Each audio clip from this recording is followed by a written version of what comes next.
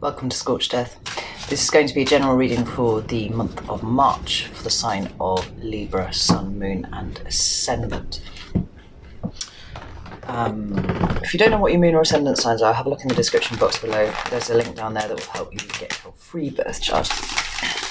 And equally, if there's anything else you want to know, have a look down there because chances are I've put the information in that box already. Obviously, we are in the middle of a retrograde at the moment, and I hope that you're not suffering too much with it.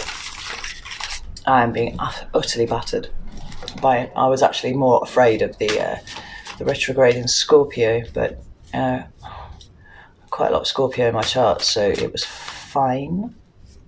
And it turns out that Pisces is the one that's battering the shit out of me. So I hope that you're sailing along a little better than I am at the moment. I am literally drowning in a smouldering mess.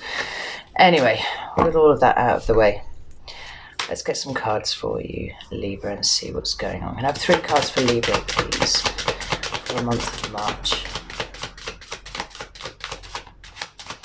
So the first one is the Knight of Swords. Ooh, and the second is the World card, or the Universe, as it is in a standard deck. Other way around. Hello, retrograde. The World, as it is in a standard deck, or the Universe, as it is in this one. One more card, please, for what's coming towards Libra in March. Strength card is flipped there. Oh, hello. Judgment. Yeah, card of Scorpio. Show you the Strength card because it's flipped there. On the bottom of the deck, we've got the 9 of Wands. That's feeling very battered. You know, it can talk about boundaries and defences and such like. Feeling possibly the need to erect some. Anyway, let's get some clarifiers. So, like, I've literally forgotten what it is that I'm doing. Let me find which deck I'm doing. I'm not even joking when I say this. It's turned me into a smouldering ruin. My daughter's Pisces, and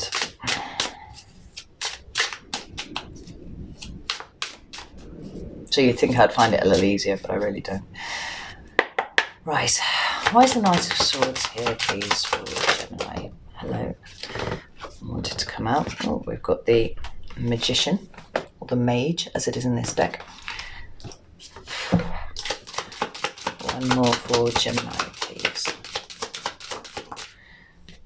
And the 7 of Wands. See? It's interesting. It fits pretty well with the 9 of Wands as an energy. Why is the Universe here, please? It's being closed out. Oh, 9 of Swords.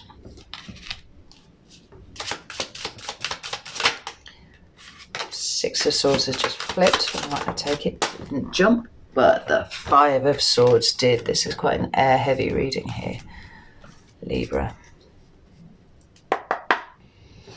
And why is Judgment here? 2 of Swords flipped. King of Swords has flipped.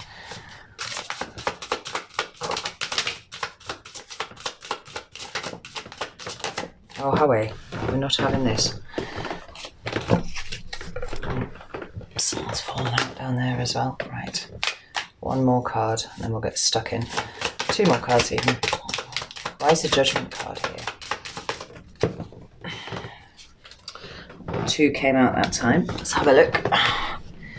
We've got 6 of Pentacles and Death. That's very interesting. I actually really like that combination of cards there. At the bottom of the deck, we've got the Hermit. It's a card of Virgo, but it talks about deep introspection. And the amount of swords that are out here on the table, I'm not surprised you're in a fairly introspective state of mind.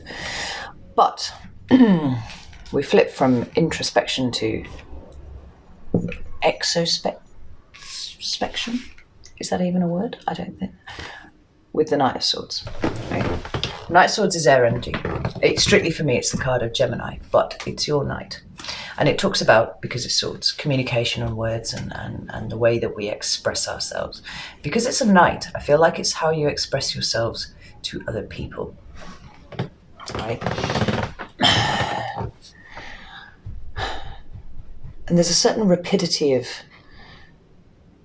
of expression, whether that be just how your mind is working at the moment or how you're expressing yourself to other people, that is very much implied by this card. Right? This is the fastest knight in the deck. Right? This one doesn't stand still. In fact, the horse looks slightly stricken about how fast they're going at the moment.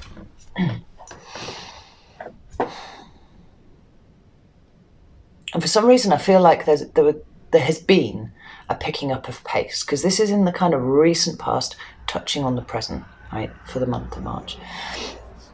Rather than it being a consistent ride, you know, this isn't an hour into the ride. This is at the beginning. There's a sense of momentum. There's a sense of speed increasing.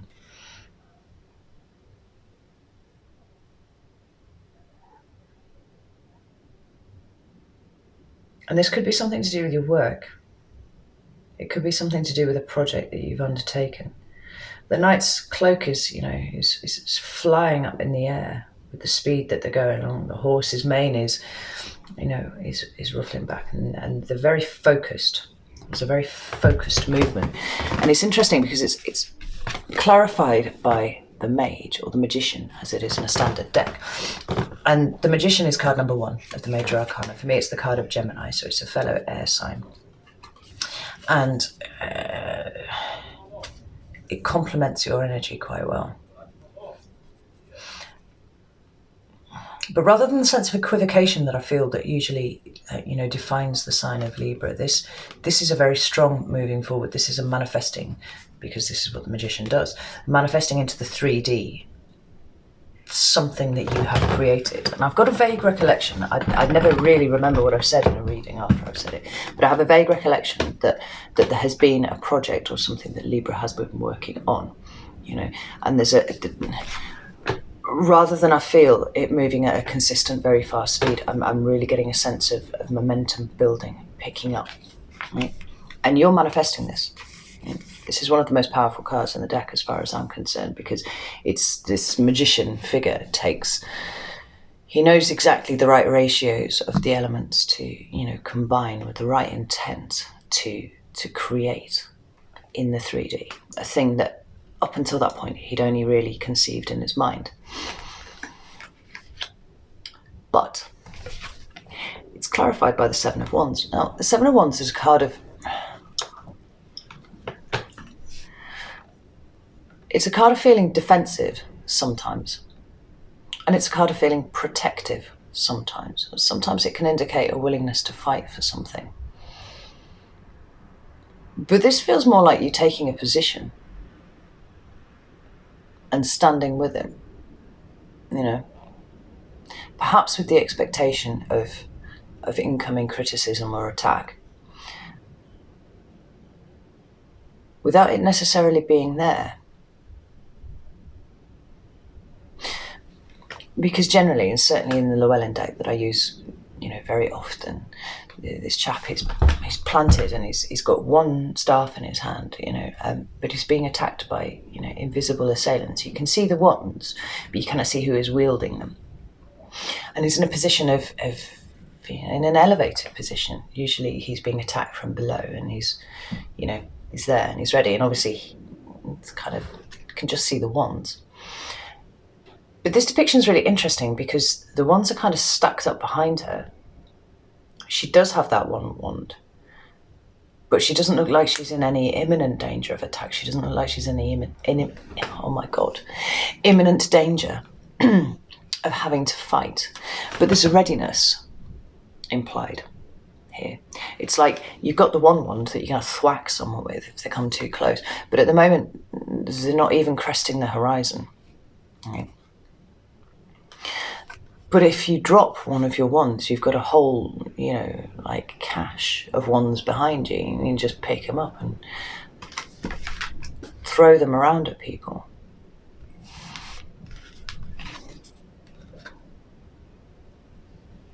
It feels like you're emboldened in a way that perhaps you haven't been a little bit. Like where you were once perhaps a little protective, perhaps a little defensive, perhaps a little oversensitive, possibly. There's a sense of kind of throwing that off, because these two cards together screaming confidence in what it is that you're doing. And combined with this sense of momentum building, I feel like it's like every little step further that you're getting, your confidence is increasing, and your belief in what you're doing is increasing too. That's really heartening to see. I really like that, Libra. But then we come to the present. And we've got the World card. Now, this usually has the 4 fixed signs on it. So we're talking, Scorpio, Taurus, Aquarius, and Leo, right? But what it is the end of a cycle. Oh, I like that. It's the end of a cycle, right? The Fool's journey wends its way from 0, the Fool, right the way through the deck until we get to card number 21, which is the universe or the world or whatever. And it denotes completion of a cycle. It denotes completion of that journey that you've completed, or all the way through from the Fool to the universe, and all the lessons that you've learned along the way. Now, the natural place to go after here is the Fool, because you start on a new cycle, incorporating all of the lessons and the experiences that you've acquired during the previous cycle and using it to elevate yourself up. Right, that's the idea. So there's a sense of something coming to an end, but what is it? Because you're in quite a strong position here. Now, initially, I was a little bit, I was pulling a bit of a face at these two cards. We've got the 9 of Swords and the 5 of Swords. But I've just tweaked what it's about, and I like it, right? Because it follows on really quite nicely from here. Now, the 9 of Swords is a card of mental anguish. It's a card of staying awake at night, being kept awake at night by your own head. Sometimes it can be overthinking things, and more often than not, it is.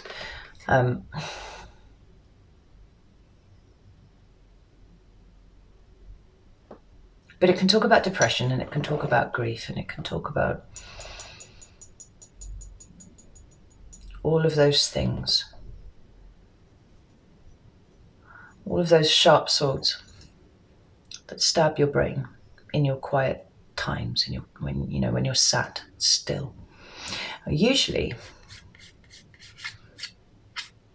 the swords are horizontal across the wall, and for me, I like the idea, I like the depiction, because it shows that what you're concerned about, what you're worrying about, what you are really in anguish about is actually effectively a very neutral position. For me, swords up are good, swords down are bad. And generally speaking, not always the case, but as a rough rule of thumb, stacked as they are horizontally up the wall, it screams to me that the issue is one of perception, right? And I actually had a personal client the other day, and I was talking to her about this very distinction, because you could have one person who walked into a wall and said, well, what an exquisite display of swords you've got there. That's really awesome. Looks pretty. Another person could walk in and go, oh my God, I'm going to die, right? The only thing that's different about those two situations is the preconceptions that person walked into the room and had as soon as they saw the swords, right? So it's overthinking. It's about having slightly the wrong perspective on things. But this one, the swords are all pointed down at the woman, right? It's very reminiscent, in fact, of the 10 of Swords. It's got that same energy, because the swords are all down, and the swords are all coming to a point, but they're not spearing her like they are in the 10 of Swords, right? They appear to be gathered in a collection, almost like a peacock's tail, in fact, behind her, but they're all directed towards a point. So rather than this being a scattered emotion that you have, that's indicated by these 9 swords on the wall, they're all different parts of the issue, and all these different parts are bothering you, and there's no one thing that you can say more than the other is concerning you. It's just like the complete set on the wall. It's running through your entire life as an issue. All these swords are pointing down to a central point, so there's one thing I think, that has been bothering you. There's one thing that's been keeping you up at night. There's one thing that's been really stressing you out.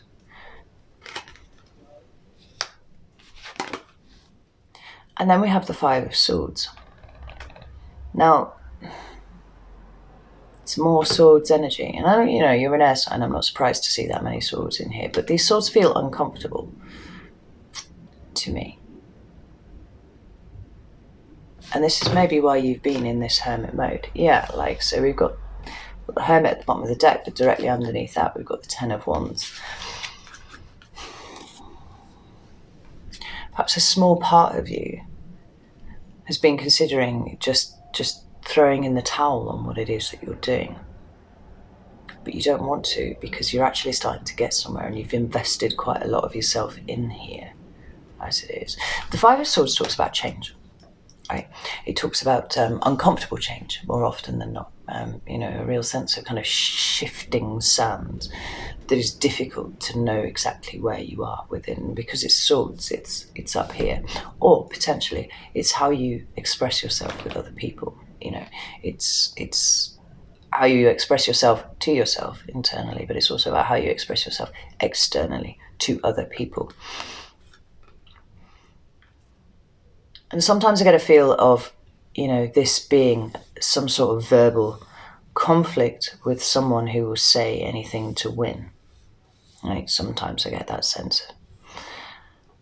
And other times I see it as a break in communication. I see it as, those ways in which you communicated, be it to yourself or to someone else, that once worked. That once were an efficient way of expressing ideas, transmitting ideas from one head to another or from one part of your brain to another. We've got one figure who is in the dark, right? And one figure who's got all the swords. Some are on the ground, but they're kind of looking at each other. Something. The one who's in the dark's got his hand on his head and he's just like, oh, what the fuck? I don't really understand. And this person here has got some swords and they're like, I've got your swords now. You back off. There's a sense of an interruption of communication. It seems like this has been part of what you've been worrying about. But the good news is, with the universe card, it is coming to an end, and it's coming to an end, now-ish, as you're watching this video. And I really do feel it's because of a sense of a levelling up that you're getting, this increased confidence that you're starting to get in what you're doing. It's like this energy and this energy have been sat, because you're Libra, in almost complete balance, right? You're flipping from one to the other.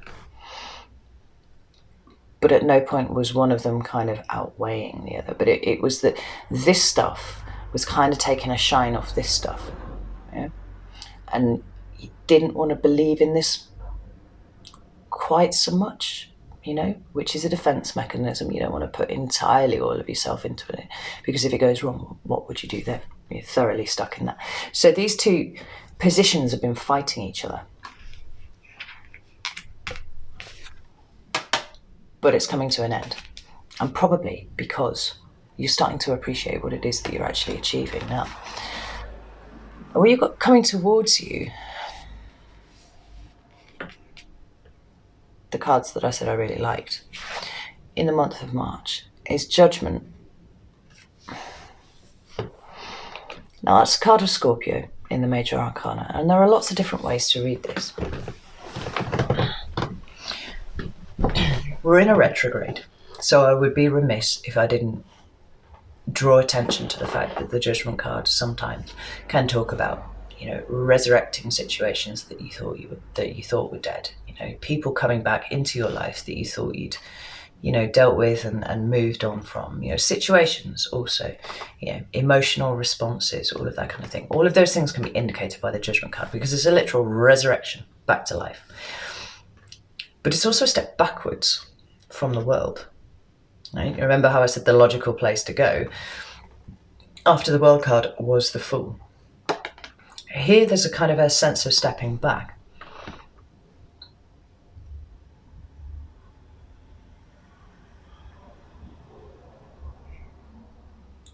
And I think the reason that you're stepping back is because rather than pushing on regardless, it feels like there's a stepping back objectively to reassess the situation that you've been sat on, right?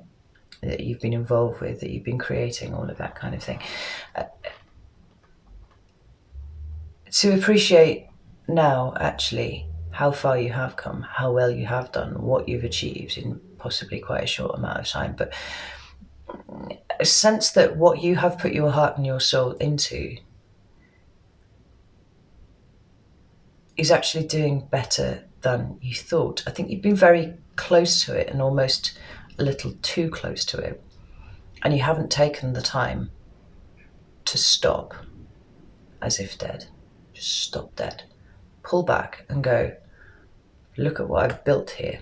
Yeah? Because I feel like your goalposts are always moving, right? They haven't stayed static. And that's the right thing, right? You know, actually, to a point. You know, once you reach a level of proficiency at something, or, you know, a level of achievement at something, then you immediately like reschedule, you know, the position, reschedule. You move your goalposts a little bit further out because you're wanting to keep climbing, you're wanting to keep doing these things, right? And it's clarified by the Six of Pentacles and Death. Now, I like the Six of Pentacles coming out for you because it's a card that talks about balance, and you know, above all other signs, with the exception of including Sagittarius, I would say, because they're quite preoccupied with balance as well, but not to the same degree that Libra is. Like, you're literally the scales, right? This stepping back allows you to set the scales straight. Right? It feels like it lets you really, truly appreciate what it is that you've created, what it is that you've done, and the effort that you've been putting into it. Because Pentacles talk about resources, right? And they can talk about money, and perhaps there's been a financial investment in what you've been doing. But they talk about energetic resources. They talk about emotional resources as well. You know? And maybe you've been working a little bit too hard, right? And maybe you've been working a little bit too hard because your perfectionism has been kicking in quite hard. And you don't feel like you've actually really got anywhere. You don't feel like you've achieved something. This stepping back that you do in March allows you to see what you have done. You know, and it feels like although this isn't an air card, I feel like it very closely aligns itself with the Libra sign. And there's a sense of peace incoming that is so far removed from this, it's not even funny. And it's coming because you can see what you finally achieved.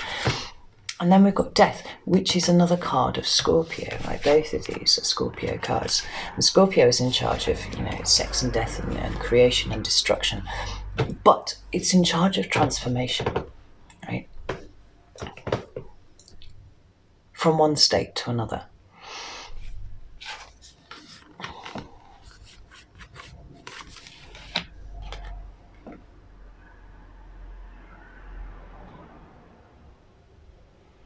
It can be about endings.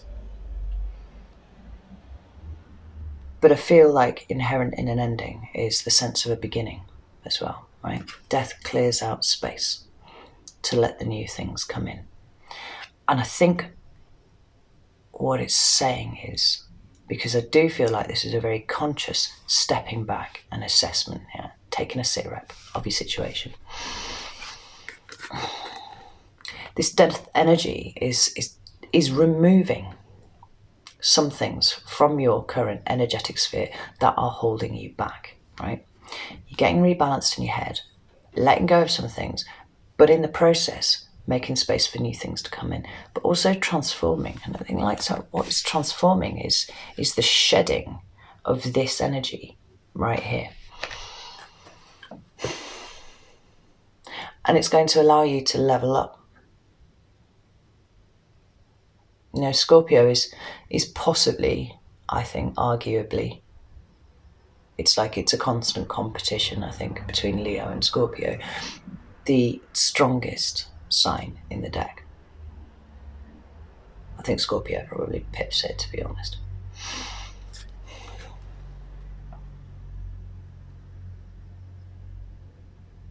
I'm going to pull a couple more cards to have a look at that, because I can see it going a couple of ways, but it feels like giving yourself the space to step back and objectively view what it is that you've achieved gives you a sense of peace that you haven't had in a while, right? There's a lot of sword energy here. There's a lot of frantic thinking, and it is slightly frantic, you know, and there's a lot of very strong movement forwards. And I wonder if you've actually at any point recently taken the time to step back and have a look and see what you've done, what you've managed, what you've achieved. So I don't think that you have. But that means that you've been too close to the situation the whole time, right? When you step back, I feel like you see things with fresh eyes, right? This is the space that death is creating for you. It's giving you that opportunity to look at it from a fresh perspective. And, well, let's pull another couple of cards. More about its death cards. Blew out. King of Pentacles, I like it. Pentacles on the deck. Oh, how interesting. Now, when I was talking about Sagittarius being obsessed with balance, not quite to the same degree as you, like what I could see in my mind was this card. That's what I was talking about. So we've got the King of Pentacles, Temperance, and the Ten of Cups. What a lovely selection of cards. Because stepping back, objectively assessing what you've been doing, seeing how far you've come, allowing yourself a small moment of congratulations, because I don't think you've done that either. I think you've had your mind so far ahead of where you are, you know, with these constantly shifting goalposts, that you've not actually at any point patted yourself on the back and said, well, fucking done for what you've been doing. You know? Because you're not here, you're there, you're over there, right? But what Sagittarius does much, much better than Libra, actually, is be a fire sign, which is to say, be in the moment, right?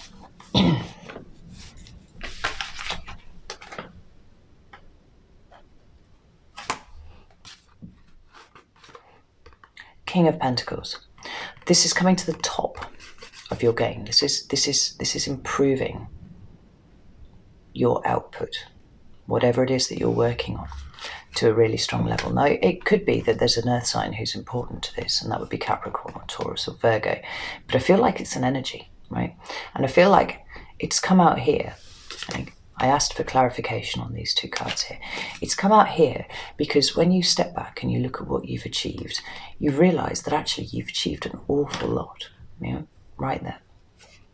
Tons. And with it being the King of Pentacles, you know, there's been a methodical, prescribed path, a stepped progression that you've undertaken. And actually, you're quite a long way along the path. You just didn't notice because you kept shifting the goalposts around, right? And there's a sense of really congratulating yourself on how far you've come. But then we've got these two cards here, and for me, these talk about the need for achieving more balance, right? Because notice how this angel is pouring from one cup to another. Yeah, you cannot fill another cup unless yours is full. Now, perhaps you've been giving a lot of time to this project, too much time. Perhaps you've had other people who've been, you know, drawing on your time, leaving you less time to work on your project than you wanted. The Temperance card is about taking some time to be patient with yourself, right? So for me, then, taking care of yourself, because you cannot progress forwards if you're lopsided. And you're lopsided because perhaps you've been a little bit scattered of late, right? Take the time to be still. Take the time to reflect. Be patient with yourself. Be careful with yourself. But congratulate yourself on where you've come. And then we've got the Ten of Cups, which is, it's complete emotional fulfillment. Whatever you've been pouring your heart and soul into, if you stop for just a moment and look at how far you've come, you're going to actually get that sense of emotional fulfillment that you've been so busy chasing that you didn't even realize was present in your energy in the first place. Certainly the material success that's coming off the back of this is improving at a rate of knots, absolutely. But we've got this card in the middle here, right? This one that talks about balance and patience and all these kind of things, that sits directly between these two. And this is the material, this is the resources, that's all of these things. And this is your emotional state, right? Do not fall one way or the other. I feel like that's what has happened. And it's probably left you feeling pretty knackered, but it's transforming in the month of March, right? You're going to get a balance, yes, but you're also going to get an appreciation of what you've achieved, and that's really, really important. But take the opportunity to slow down, even just briefly, and look objectively at what you've managed to create, what you've managed to bring into the world. Because I don't think you've given yourself nearly enough credit for it. At this point, there's been a lot of this energy, a little bit of this energy, but I feel like this has been more of a drive. Like I think this has been what's driving you forward, but there's not been enough time to stop and appreciate it, right? Whereas when you have stopped, maybe late at night, stuff like that, this is the energy that you've been feeling. Calm down, relax, balance yourself out. It's all going to plan, and you've done really well. So, Libra, I'm going to leave it there. Sorry for my retrograde waffling and general falling over words and such like. Hopefully I'll be a little less so for the March mid-months, but who knows, because the retrograde will still very much be active then. I think. Actually, no, it should be starting to come out of it, but it'll still be in the shadow period, so waffle. I'm going to leave now. Love you all. Take care, and I'll see you soon.